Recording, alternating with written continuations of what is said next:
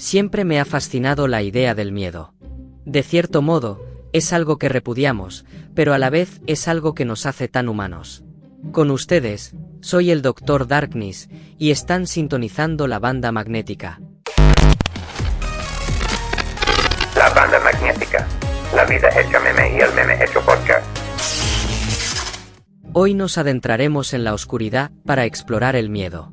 El Boogeyman o Coco, sinónimo de miedo y conocido por varios nombres en diferentes culturas, es una figura mítica universal, enigmática, que ha perdurado a lo largo de la historia humana, apareciendo en diversas formas en casi todas las culturas del mundo. En general, el Boogeyman es descrito como una criatura o ser que aterroriza a los niños, especialmente cuando se portan mal. Las características exactas del Boogeyman pueden variar ampliamente. En algunas versiones, se le describe como un monstruo amorfo, mientras que en otras, es un ser humanoide con una apariencia particularmente aterradora. Sin embargo, a pesar de estas variaciones, la esencia del Boogeyman suele permanecer constante. Es una figura castigadora que busca a los niños que no se comportan adecuadamente. El origen exacto del Boogeyman es imposible de determinar debido a su presencia en tantas culturas y su evolución a lo largo de los siglos. Algunas teorías sugieren que el concepto del Boogeyman podría derivarse de los duendes o espíritus traviesos del folclore europeo, pero con un giro más siniestro. En lugar de ser simplemente traviesos o juguetones, estos seres adquirieron el papel de castigadores morales. Otra teoría apunta a que el Boogeyman podría haber surgido como un contrapunto al mito de Santa Claus, quien premia a los niños que se portan bien. Mientras que Santa Claus refuerza el buen comportamiento a través de recompensas positivas, el Boogeyman enseña a los niños a comportarse correctamente utilizando el miedo como herramienta disuasoria. En este sentido, la figura del Boogeyman cumple una función educativa y social muy específica: inculcar a los niños la importancia de la obediencia y el buen comportamiento, pero lo hace a través del miedo en lugar de la promesa de recompensas. Esta estrategia de enseñanza, aunque a primera vista parece dura, utiliza un recurso psicológico potente: el miedo al castigo, que puede ser un motivador tan fuerte, o incluso más, que la expectativa de una recompensa. Finalmente, como ocurre con la mayoría de los cuentos y leyendas, la historia del Boogeyman cumple con un propósito social más amplio: transmitir lecciones y valores de una manera memorable y efectiva para los niños. Lo que resulta fascinante es la persistencia de esta figura a través del tiempo y en culturas tan diversas. Esto sugiere que el miedo no solo es una emoción profundamente arraigada en la experiencia humana, sino que también juega un papel esencial en la transmisión de normas y comportamientos sociales. La omnipresencia del Boogeyman podría indicar que en un nivel fundamental, el miedo es visto como una herramienta necesaria para la educación y la cohesión social, reflejando así el rol crucial que juega en nuestras vidas desde una edad temprana. El ser humano es una criatura compleja, un entramado de emociones, pensamientos y comportamientos que a menudo desafían la lógica y la razón. Entre las emociones más universales y persistentes se encuentra el miedo. Este sentimiento, en su forma más básica, es una respuesta natural a la amenaza. Uno de los experimentos más famosos en la psicología del comportamiento es el del pequeño Albert, conducido por John B. Watson y Rosalie Rainer en 1920.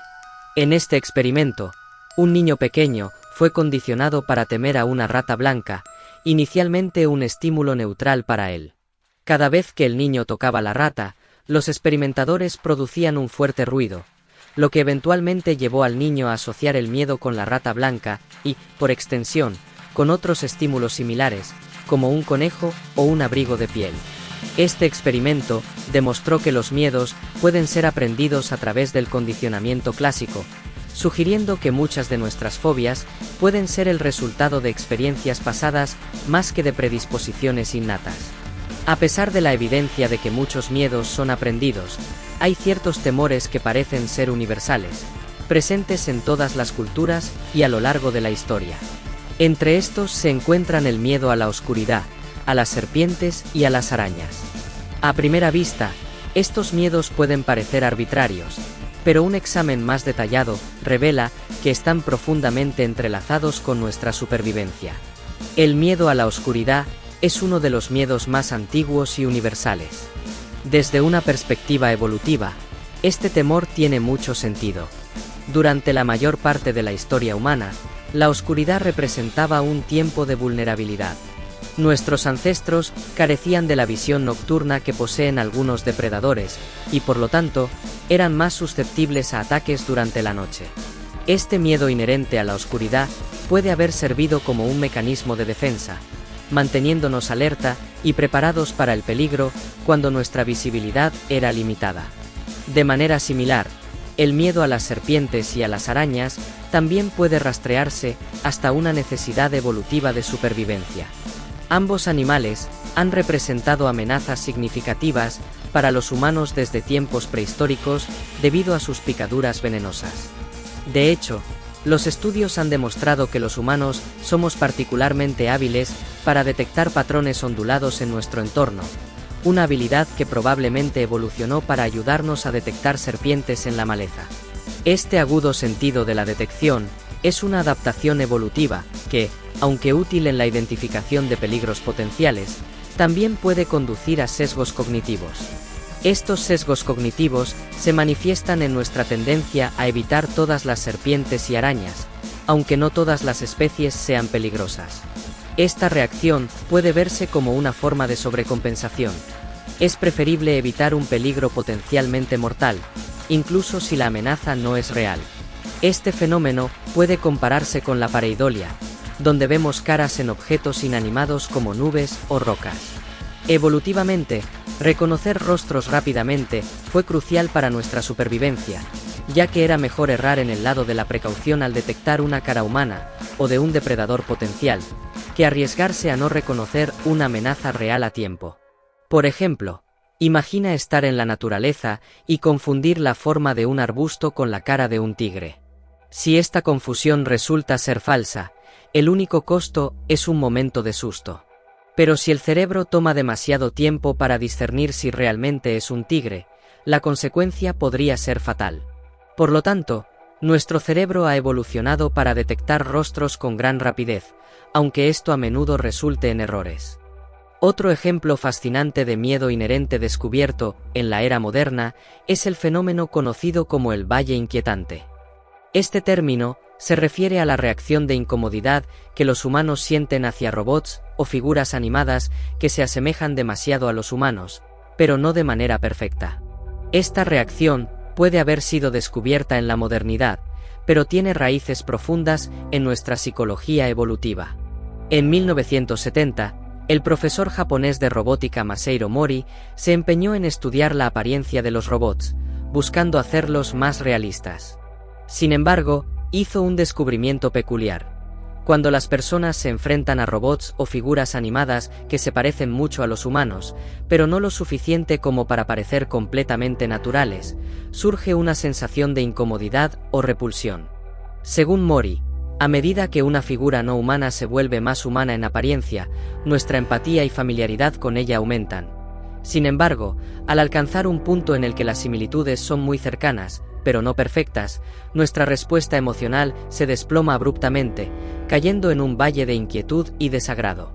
Este fenómeno sugiere que, mientras más cercana es la semejanza a un ser humano real, mayores son las expectativas de perfección en su apariencia y comportamiento. Cuando estas expectativas no se cumplen, se genera una reacción negativa que puede ser profundamente perturbadora. La teoría del valle inquietante sugiere que, cuando algo parece casi humano, pero tiene imperfecciones sutiles, provoca una respuesta negativa o de rechazo en nosotros. Una idea para explicar el fenómeno es que quizá, inconscientemente, tememos que las máquinas lleguen a reemplazarnos. Es decir, un miedo existencial, pues, ¿qué nos hace diferentes de esas máquinas si pueden verse y actuar como nosotros? Otra hipótesis interesante es que, en algún punto de nuestra historia evolutiva, podríamos haber encontrado criaturas capaces de imitar la forma humana, aunque no de manera perfecta. Estas imitaciones podrían haber servido tanto para esconderse de depredadores como para cazar presas. La capacidad para detectar estas imperfecciones habría sido una ventaja evolutiva, permitiéndonos identificar amenazas potenciales disfrazadas. Esto es similar a cómo algunas plantas y animales imitan a otros seres o su entorno para protegerse de los depredadores o atrapar a sus presas. Por ejemplo, algunos insectos se parecen a hojas o ramas para esconderse de los depredadores, mientras que otros, como la mosca imitadora, se parecen a abejas para evitar ser cazados. Aunque en el caso de los humanos, se podría incluso especular con ideas más siniestras. Quizá éramos nosotros la presa de algún ser desconocido, incluso de otro mundo. Pero otra explicación más plausible para el Valle Inquietante podría ser que, como seres sociales, damos gran importancia a las gesticulaciones faciales. El rostro humano es capaz de mostrar una increíble gama de emociones gracias a la gran cantidad de músculos y terminaciones nerviosas presentes. Nuestra habilidad para detectar errores sutiles en expresiones faciales podría ser un subproducto de nuestra evolución como criaturas sociales, ya que detectar mentiras, intenciones ocultas o incluso enfermedades podría haber sido crucial para nuestra supervivencia en grupos. Una hipótesis adicional sobre el origen del Valle Inquietante es que nuestros ancestros podrían haber tenido encuentros hostiles con especies de apariencia similar, pero no idéntica a la nuestra, como los neandertales. Hay evidencia de que los humanos modernos y los neandertales coexistieron y se cruzaron, ya que algunos de nosotros todavía llevamos ADN neandertal. Si bien muchos asumen que estos encuentros fueron en gran medida pacíficos, también es posible que hayan sido marcados por conflictos y violencia, como violaciones. Esta hostilidad podría haber llevado a la evolución de nuestro cerebro para detectar diferencias sutiles entre rostros humanos y aquellos que eran solo ligeramente diferentes, como una medida de protección contra posibles amenazas de estos encuentros interespecies. Creo que al final, lo importante es recordar el rol que juega el miedo, no solo en nuestra supervivencia, sino en nuestra vida, pues habla bastante de nosotros. Esto fue la Banda Magnética. Recuerden que nos pueden encontrar en Instagram y Facebook como La Banda Magnética y pueden seguir nuestro podcast en YouTube, Spotify y iHeartRadio, o escribirnos a bandamagneticapodcast@gmail.com. Repito, bandamagneticapodcast@gmail.com. Duérmete niño, duérmete ya, que si no, el coco te comerá.